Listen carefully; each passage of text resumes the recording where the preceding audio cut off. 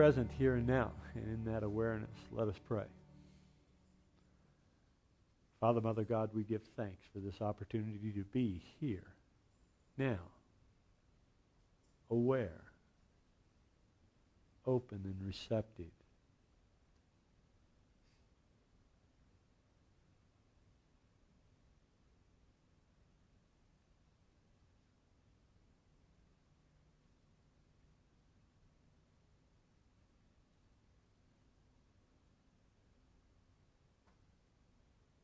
And in that receptive state, we feel your presence.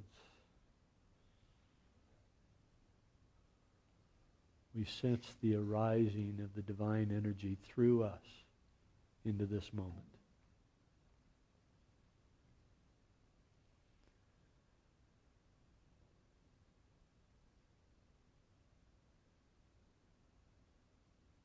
Drawing from this awareness, this energy, we allow it to move throughout us, lifting us, healing us.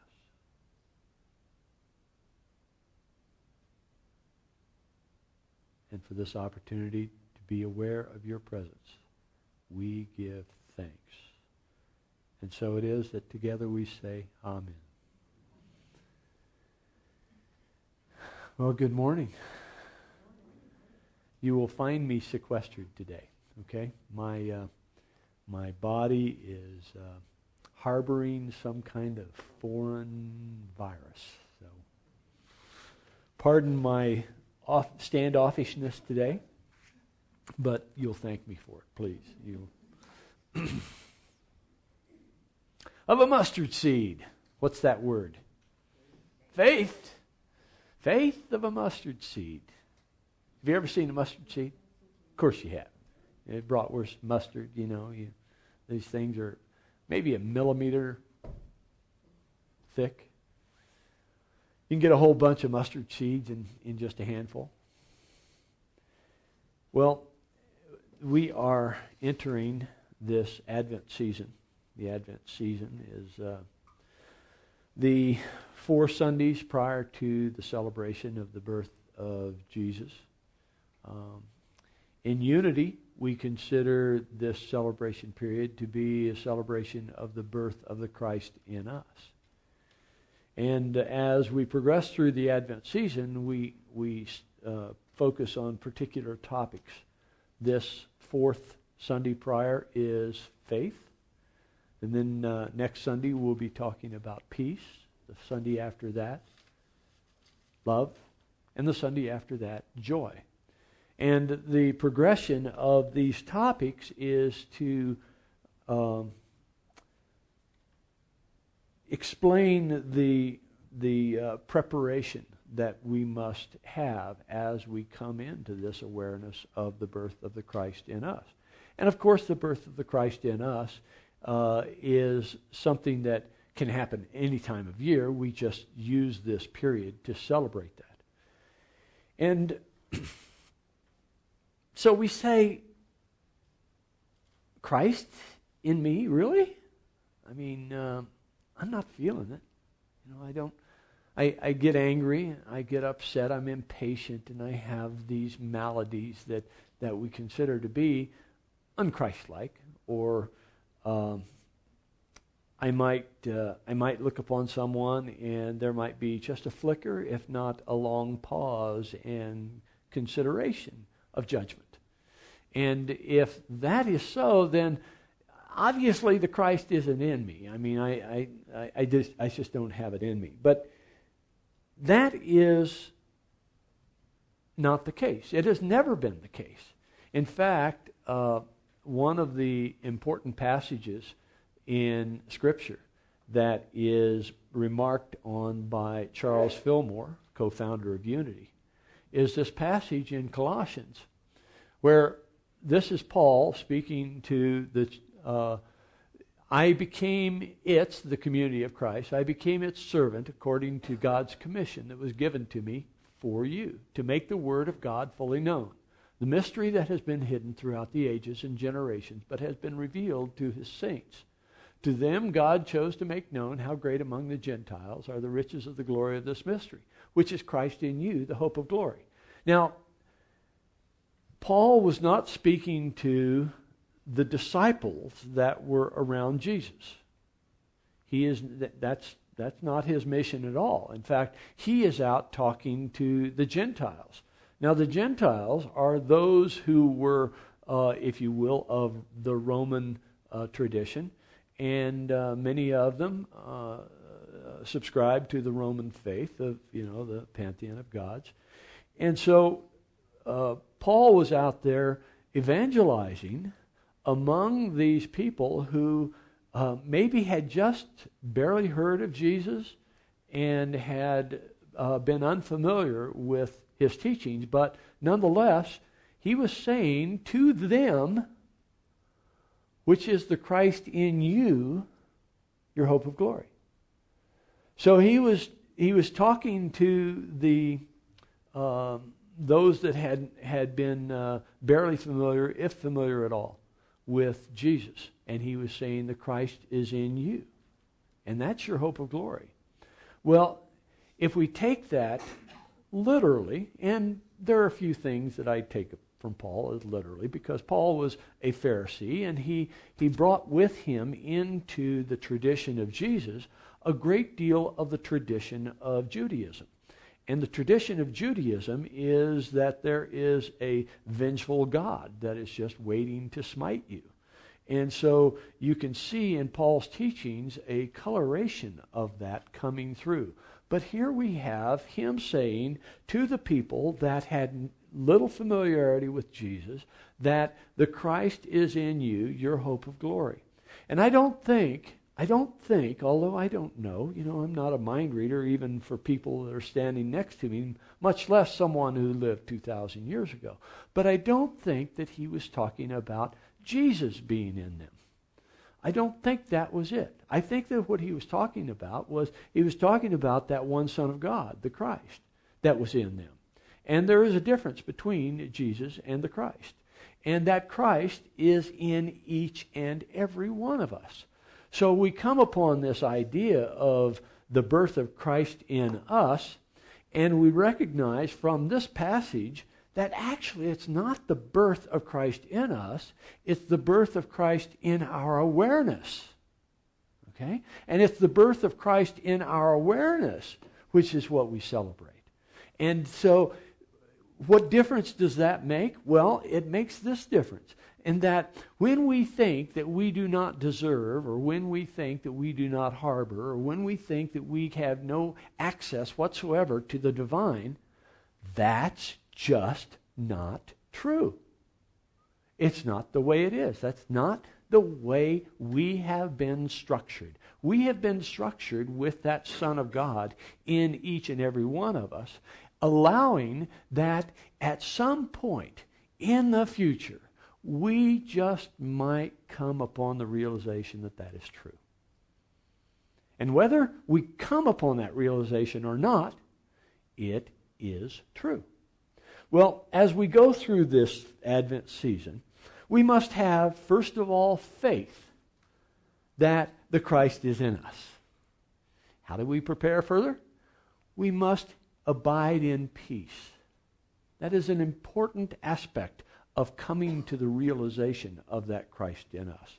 And peace is something that comes to us as a result not of the circumstances out there, but rather because of our frame of mind. And the frame of mind is always a choice, because it is only us that can choose what that frame of mind is going to be. And as we then proceed to the preparation, it is important for us to be an expression of that divine. And the way that we express the divine is through unconditional love. When God is described as love, then we can take that and say, yes, if that is true, then if I am practicing unconditional love, I am practicing the expression of unconditional divinity through me into my life. And therefore, as I do that, I am now preparing, if that is happening, if I feel that happening, and I can feel that happening, But if I feel that happening, then there must be something to this truth, that the Christ is in us. I'm looking for water. As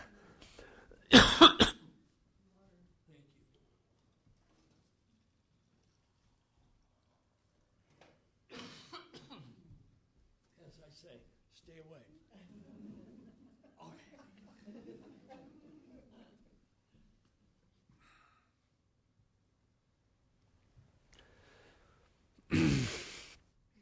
So that's what the Advent season is about. It's about faith that that the Christ is within us. It is about abiding with peace so that I can experience that. It is about the expression of the divinity through me, which is that love. And it is about the celebration that this has arisen, which is the joy. Whew.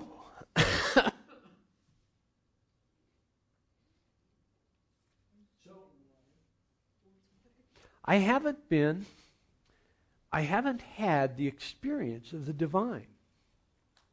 And it is important that I assume the faith. It is important that I assume the faith that the divine is within me for the preparation of that birth in my awareness. So if I haven't experienced it, what's wrong with me? What is wrong with me? Well, it turns out that that's the point. There is nothing wrong with you, but what a change of mind will correct. And the interesting thing is that the change of mind is absolutely free. You're not required to pass any tests to change your mind. You're not required to be certified to change your mind. You're not required to attend any workshops to change your mind. You can change your mind if you choose. And so the question is, do you choose? Why would you not want to choose? Well, there is an aspect of our consciousness which is very active in our lives. And that aspect of consciousness is what is the foundation for contrast. Contrast is an important aspect of our experience because it is through contrast that we learn the black from the white, that we learn the hot from the cold, that we learn the tall from the short, and that we learn the truth from the untruth. And you see, when God, as the one all-prevailing beingness, and I didn't say being, I said beingness, when that aspect of being chose to separate and fragment, it was because there was one thing missing from beingness, and that was appreciation. Because appreciation cannot arise unless thank you. What flavor is this? Oh, it's kind of a lemon honey thing. Kind of a lemon honey thing? Yeah. I've shared them with some of the singers here. So. Ah. Thank you. May you be blessed on your path forevermore. And indeed, we are all blessed on our path forevermore. But as this oneness, which had no opportunity for comparison, had no opportunity for appreciation. But you see, that is the one thing that was missing from the beingness. Get it? The only thing that was missing from the all that is all was appreciation. But notice how in every aspect of your life, one of the driving forces is to appreciate. One of the primary motivations in everything you do is to appreciate. And in fact, you will assess a particular experience as being successful or not based upon the degree of appreciation that comes from it. That appreciation is the reason why the ego was born. because it is through that insistence upon separation from God that we are given perspective that allows us contrast, which is the root of appreciation. Does that make sense? Okay, so the ego is not bad, but the ego is distracting when we are attempting to come back into union with the divine, because the ego is continuing to insist upon that separation from each other and separation from God.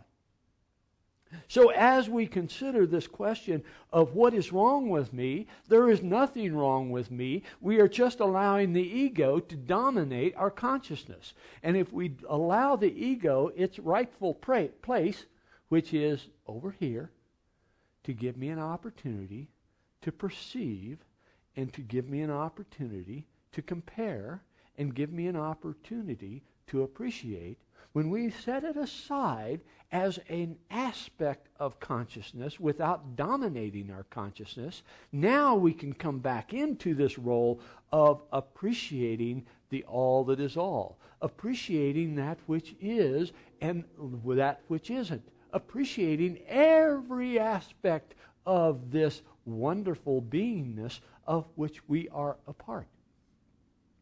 So, one of the things that gets in our way then is this thing that we think there's something wrong with us. Well, Marianne Williamson offered this. Our deepest fear is not that we are inadequate. Our deepest fear is that we are powerful beyond measure. It is our light, not our darkness, that most frightens us.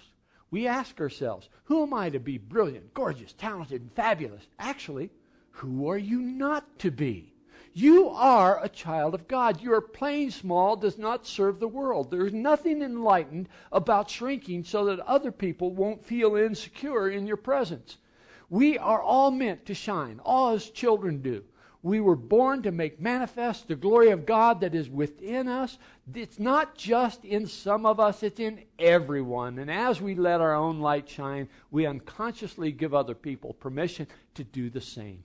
As we are liberated from our own fear, our presence automatically liberates others. Do you see it? Does it make sense to you? It's not about your inadequacy. It's about your frame of mind. And the frame of mind is easily adjusted. So let that adjustment occur. Make that choice. Stay back there, Van.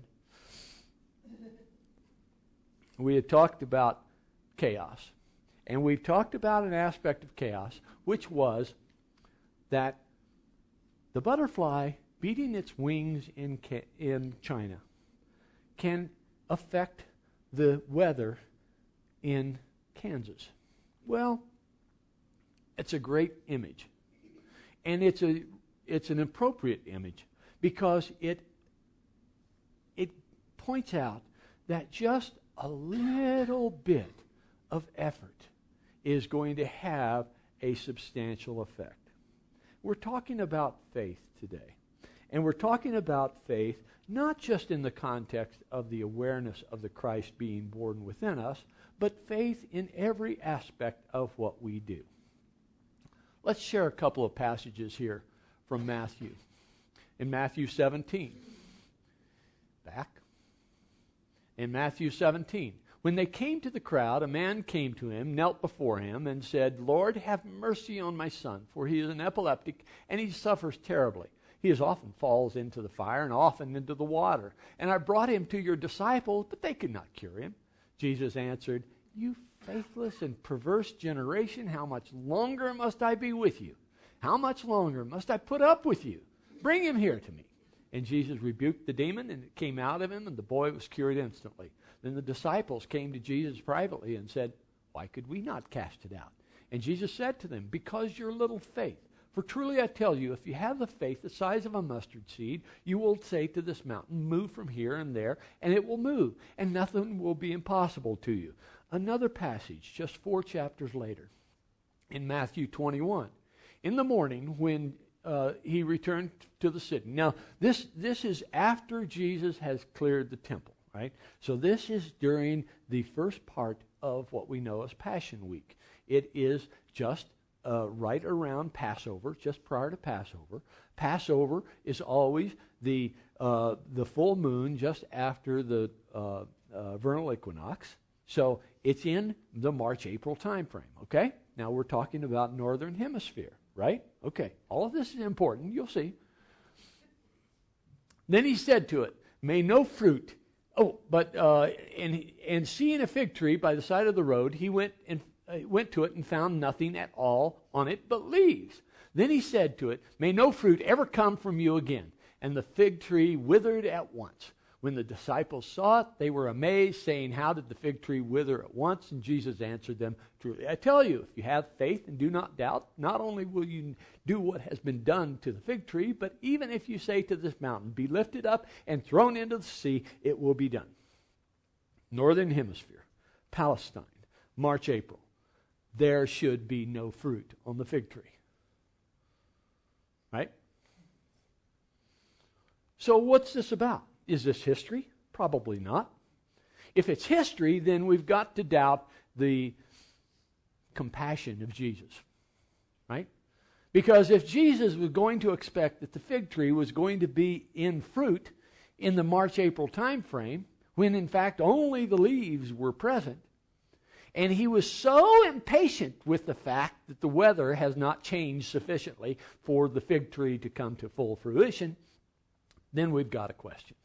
Okay, so I doubt that this was intended to be history.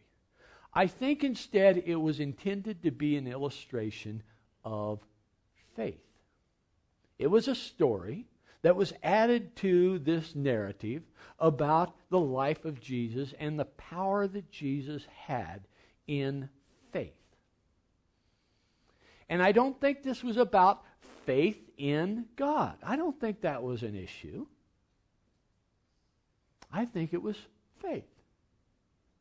If you want something done, if you don't have faith, it's not going to happen. That faith is the cornerstone of moving through an experience to the results that you intend. Charles Fillmore offered this definition of faith. Faith is the perceiving power of mind linked with the ability to shape substance. Now, one of the fundamental teachings of Fillmore's mysticism was that there is this realm of substance. It's not material, but rather it is out of which the material arises. So it's this realm of substance. And the realm of substance is different from the realm of manifestation. And that it is our activity as spiritual beings to transform that which is in the realm of substance into that which is in the realm of manifestation. And so he offered these various ideas. Now this is divine mind. It is not bounded by anything. That's the reason for the dashed line. It is all that is all. All right? And in this all that is all, there is this idea of substance moving from ideas into form. How many of you are familiar with Plato's teachings? That is idealism. That is moving from idea to form. Plato, it turns out, and Plato's philosophies are, in fact, a foundation of New Thought teachings. Well, out of substance comes thought. And thought is a very transformative power. From substance, our thinking starts to begin that transformation. And that transformation moves into manifestation as a result of our activity. And our activity, in fact, includes that inspiration, whatever that inspiration is, that inspiration to do something, the inspiration to be something, the inspiration to transform something. That idea is an inspiration. And out of that, we have an intention. Okay, from that inspiration, we will form an intention. And the intention can be anything. You know, I intend to make a lot of money. Or I intend to help people. I intend to educate myself and become more knowledgeable and more influential. I intend, whatever that intention is. And out of that intention, we then move into this activity of assumptions. We assume that this is so. We assume that that's not so. We assume that these people will participate. We'll assume that those people won't participate. We'll assume that this resource is available. We'll assume that those resources aren't available. We will make assumptions. And those assumptions will, in fact, frame and limit our intentions. Do you see it? Okay. So we move through this realm of assumptions into this realm of attention. Given that we have this inspiration, we have this intention, we have these assumptions that limit us, we will then give our attention as appropriate to this manifestation. And that is the activity of faith. However, at any stage of the game, fear can shut it down. Fear can shut down our inspiration. Oh, I couldn't possibly do that. I mean, I'm inspired to do it, but I couldn't possibly do that. Fear can shut down our intentions. Well, that's all well and good, but you know you're not going to have the resources to do that. Fear is going to color our assumptions, and through the coloration of our assumption, it is going to constrict the realm of possibilities. And we've talked about the realm of possibilities in the last several weeks, right? But fear is going to restrict those assumptions. And it's going to restrict our frame of possibilities. And the frame of possibilities and our attention are also affected by that fear. And all through this process, fear can shut down this cycle, this process of faith. Fear is what the ego uses to insist and prove that we are separate and apart from each other and from God. So if we allow fear to be that limiting force in our life, okay, you'll learn from that in this lifetime or next. That's okay. We're here to learn. But you can make the choice and say, no, I'm not going to allow fear to infect me. I'm not going to allow fear to dampen my inspiration. I'm not going to let fear to limit my intentions. I'm not going to let fear constrict my assumptions or my realm of possibilities. And I'm not going to let fear distract me from the attention to that which I need to attend.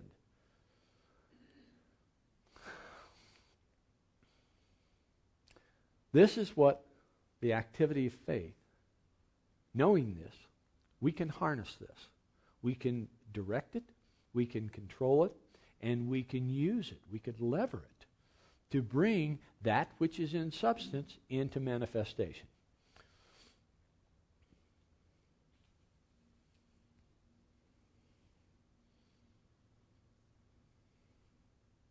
This is a process that if we are familiar with, can say, okay, I see how fear is affecting me.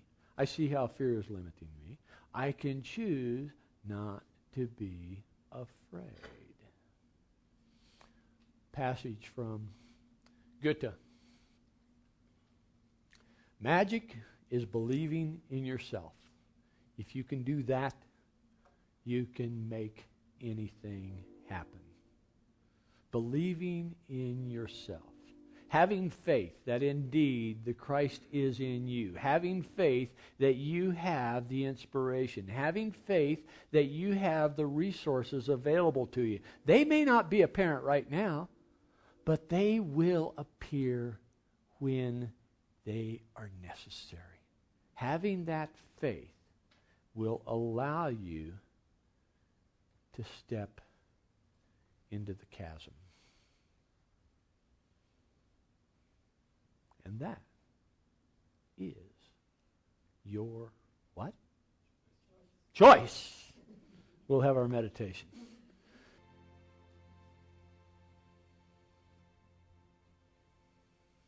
In this moment, In this moment, we have the opportunity to choose fear or faith.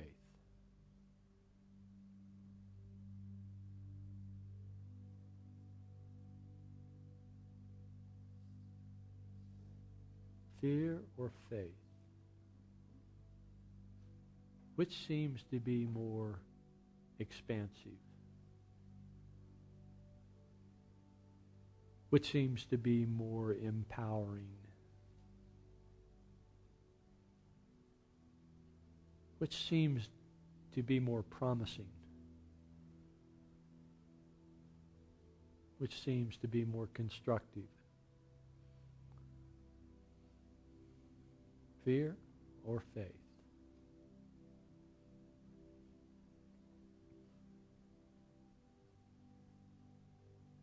Truly we can choose. No better time than the moment, this moment, to make that choice.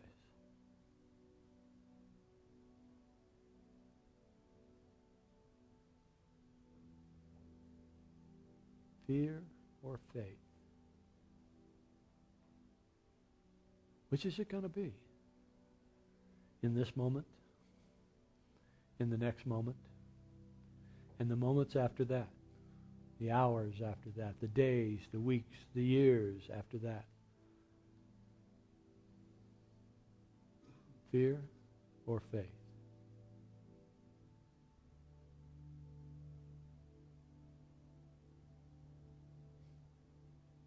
It's a simple choice. Perhaps not always easy.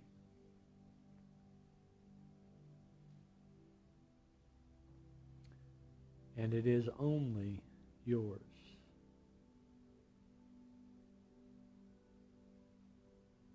Fear or faith?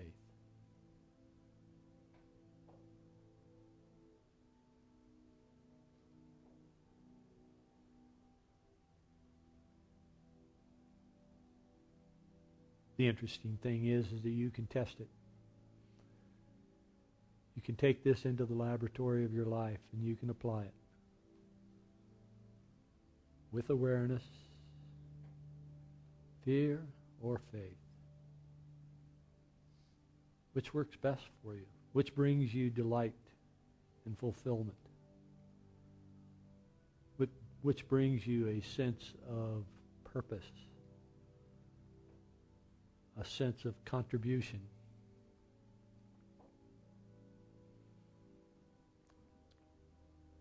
Fear or faith? Each moment of each hour of each day, we make the choice. Establish the habit. Begin now.